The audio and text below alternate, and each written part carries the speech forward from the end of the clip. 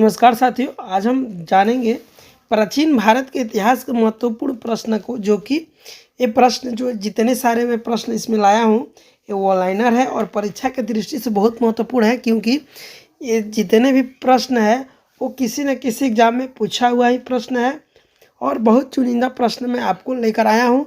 तो वीडियो को अंत तक बने रहिए और चैनल पर नए होंगे तो चैनल को सब्सक्राइब करने के साथ साथ बेल आइकन जरूर दबा दीजिएगा। तो यहाँ से पहला प्रश्न है कि इतिहास के पिता किसे कहा जाता है। तो इतिहास के पिता कहा जाता है हेरोडोटस को। किसको? हेरोडोटस को। सेकंड प्रश्न है कि सिंधु सभ्यता क्यों प्रसिद्ध है। किसके लिए प्रसिद्ध है?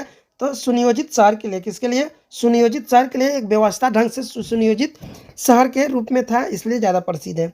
अगला है सिंधु सभ्यता के लोगों का व्यवसाय क्या था। तो सिंधु सभ्यता के लोगों का मुख्य व्यवसाय क्या था? कृषि था, यानी कि कृषि पे निर्भर थे सिंधु सभ्यता के लोग। जितने सारे प्रश्न हैं इंपॉर्टेंट है, इसलिए वीडियो को अंत तक बने रहिए और सारे प्रश्नों को देखते चलिए। तो सिंधु वासियों का मुख्य फसल कौन सा था, यानी कि उस समय कौन से फसल का सबसे ज़्यादा वो लोग उपज करते थे? तो जौ और गेहूँ दोनों का। किसका? जौ और गेहूँ दोनों का करते थे। आप गेहूँ देख रहे हैं आजकल, लेकिन जौ की मात्रा थोड़ा सा कम हो गया है, लेकिन गेहूँ आज भी प्रचलन में है। अगला है कि सिंधु सभ्यता की सर्वाधिक पूर्वी और पश्चिमी पूरा स्थल कौन सा है, यानी कि आपकी चौहदी के बारे में पूछा जा रहा है कि सिंधु घाटी के सर्वाधिक पूर्वी और पश्चिमी, यानी कि पूर्व का भी पूछा जा रहा है और पश्चिम का पूछा जा रहा है, ईस्ट और वेस्ट, ये दोनों पूछा जा रहा है कि सबसे लास्ट यहाँ पर क्या था और यहाँ पे क्या था। तो इधर था आलमगीर मेरठ, यानी कि पूर्व की बात करें तो उत्तर प्रदेश तक था और पश्चिम की बात करें तो बलूचिस्तान तक था, यानी कि आज के भारत पाकिस्तान के ये दिल्ली से लेकर उत्तर प्रदेश से लेकर और पाकिस्तान पूरा धर लीजिए, उतना तक सिंधु घाटी की जो सभ्यता है वो सबसे पुरान है। अगला देखते हैं। अगला है कि सिंधु सभ्यता की उत्तरी एवं दक्षिणी पूरा स्थल कौन सा है। अब पूछा जा रहा है कि उत्तर दक्षिण। इसके पहले जो पूछा गया था, इसमें आपको पूछा गया था कि पूर्वी और पश्चिमी पूछा जा रहा है, यहाँ पे उत्तरी और दक्षिणी पूछा जा रहा है। तो उत्तर में कौन है? तो उत्तर में आपका सबसे उत्तर है जम्मू कश्मीर, मंडा। जम्मू कश्मीर के अंदर एक जिला है मंडा, वहाँ पे। और दक्षिण की बात करें तो महाराष्ट्र दायमाबाद तक। क्या? दायमाबाद तक महाराष्ट्र में। तो दक्षिण में हो गया महाराष्ट्र, उत्तर में हो गया जम्मू कश्मीर, पूरब में हो गया आपका मेरठ उत्तर प्रदेश, उधर बलूचिस्तान पाकिस्तान। चलिए अगला देख लेते हैं। हड़प्पा की सभ्यता कैसी थी? तो किस प्रकार की थी? तो कांस्य युगीन थी। क्या? कांस्य युगीन थी हड़प्पा की सभ्यता।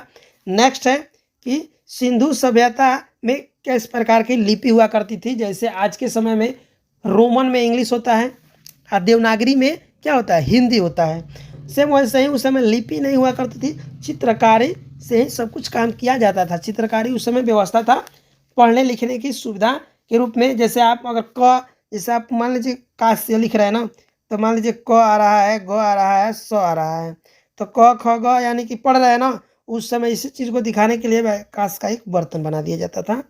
तो वहीं उस समय चित्रकारी की उस समय की लिपि हुआ करती थी। चलिए नेक्स्ट देखते हैं। नेक्स्ट है खरोष्ठी लिपि कैसे लिखी जाती थी। तो दाएं से बाएं की ओर से। क्या दिया जा रहा है? दाएं से बाएं की ओर, समझ रहे हैं। और आज लिखा जा रहा है बाएं से दाएं की ओर। हिंदू में यानी लिखा जा रहा है बाएं से दाएं, और मुसलमान में जो होता है उर्दू में वो लिखा जाता है बाएं से दाएं। तो उस समय का ये लोग फॉलो करते हैं, उर्दू वाले लोग फॉलो करते हैं खरोष्ठी लिपि को ही। अगला है स्वास्तिक चिन्ह किसकी देन है, यानी कि स्वास्तिक चिन्ह कहाँ से लिया गया है? तो सिंधु सभ्यता से। देखे होंगे ऐसे, सिंधु सभ्यता से ली गई है, ऐसे होता है स्वास्तिक का चिन्ह। चलिए अगला देख लेते हैं। नेक्स्ट है आपका आग का आविष्कार कब हुआ था, यानी कि किस काल में आग का आविष्कार हुआ? तो पूरा पाषाण काल में। कब? पूरा पाषाण काल में आग का आविष्कार हुआ था। नेक्स्ट देख लेते हैं। अगला है आपका सबसे पहले किस जानवर को पालतू बनाया गया? तो आज भी वफादार है जिसको बनाया गया था, तो कुत्ता को बनाया गया था। नेक्स्ट देखते हैं। नेक्स्ट है सिंधु घाटी सभ्यता कैसी थी? तो आद्य ऐतिहासिक थी। क्या? आद्य ऐतिहासिक थी। नेक्स्ट देखते हैं। नेक्स्ट है हड़प्पा स्थित है कहाँ पे? तो रावी नदी के तट पे ये हड़प्पा स्थित है।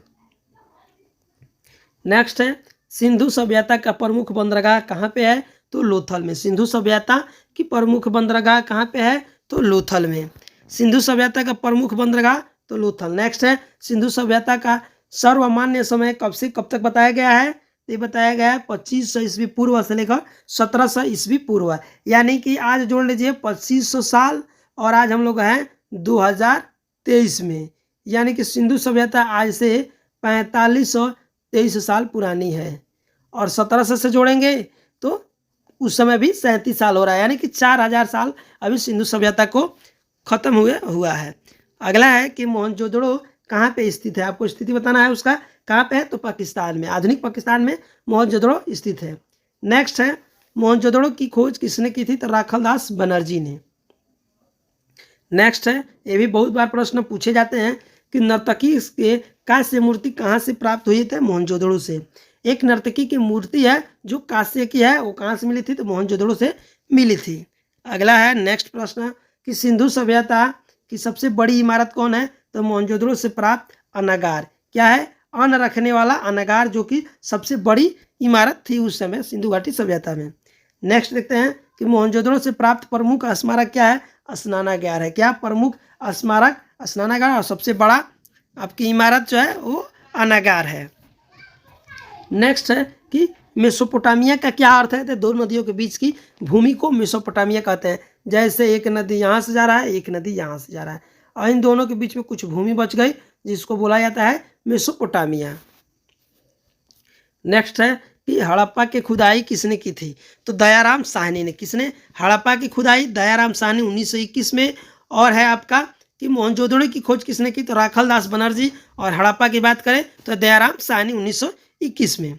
अगला देखते हैं, आज से करीब 102 साल हो गया सिंधु घाटी के लोग किसकी पूजा करते थे? तो मातृ देवी की। किसकी? मातृ देवी की पूजा करते थे सिंधु घाटी सभ्यता के लोग। यानी कि आज से 4000 साल पहले मातृ देवी की पूजा हुआ करता था। पुराणों की संख्या कितनी है? तो 18 है। कितनी है? टोटल 18 पुराण है। सबसे प्राचीन पुराण की बात करें तो मत्स्य पुराण है। क्या है सबसे प्राचीन पुराण? मत्स्य पुराण है। वेदों और वेदांगों की संख्या कितनी है? तो वेद की संख्या आपका 4 है। 4 वेद होते हैं, ऋग्वेद, यजुर्वेद, सामवेद, अथर्ववेद। और वेदांगों की बात करें तो वेद के बाद वेदांग आते हैं जिनकी संख्या 6 है। उपनिषद की बात करें तो 108 उपनिषद है। कितने? 108 उपनिषद है। नेक्स्ट देखते हैं, तो पुराणों के अध्ययन करने वाला प्रथम मुसलमान कौन था? अल-बरूनी। क्या था? अल-बरूनी था जिसने पुराणों की अध्ययन किया, इससे नॉलेज हो लिया था। नेक्स्ट और अंतिम सवाल को देखते हैं, तो सबसे प्राचीन वेद कौन है? तो ऋग्वेद है। क्या है? सबसे प्राचीन वेद है वो ऋग है। और उसमें पूछा जाए कि सबसे प्राचीन पुराण कौन सा है? तो मत्स्य पुराण। और पुराणों की संख्या आपका 18 है। तो ये सारे प्रश्न आपको बार बार पूछे जाते हैं, हर बार कंपटीशन जहाँ में प्रश्न पूछे गए हैं, इसलिए मैंने सोचा आपको इस टाइप का प्रश्न बता दूं। और चैनल पर नहीं हो तो चैनल को सब्सक्राइब करने के साथ साथ बेल आइकन जरूर दबाइएगा और अपने दोस्तों के पास शेयर करना ना भूलिएगा। Thank you.